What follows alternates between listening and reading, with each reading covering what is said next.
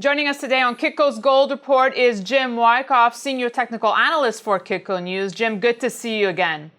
Nice to see you, Danielle, and always nice to be with the Kitco readers and listeners. So, Jim, we're speaking now ahead of Janet Yellen and the FOMC. What can we expect today? Danielle, I think this week's FOMC meeting is going to produce no change in interest rates from the Federal Reserve. The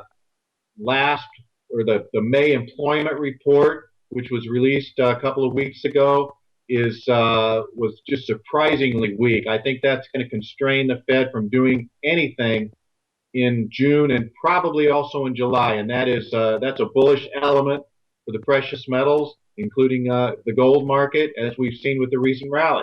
So how could we see gold reacting post-FOMC here, Jim? Danielle, I think if you see no change in interest rates, I think that will be supportive for the gold market, although we probably factored in that a little bit already. I think the negative surprise for the gold market would be a small rate hike from the Fed, which would probably prompt some selling pressure, but I don't see that.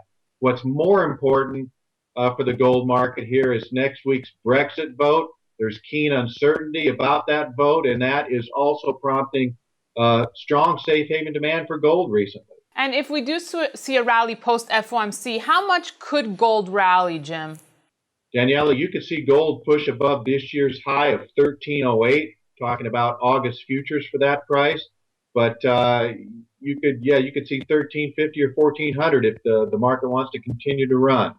And what do you think that gold is most correlated to now ahead of the Fed? Is it the dollar? Is it global bond yields? What do you think it is?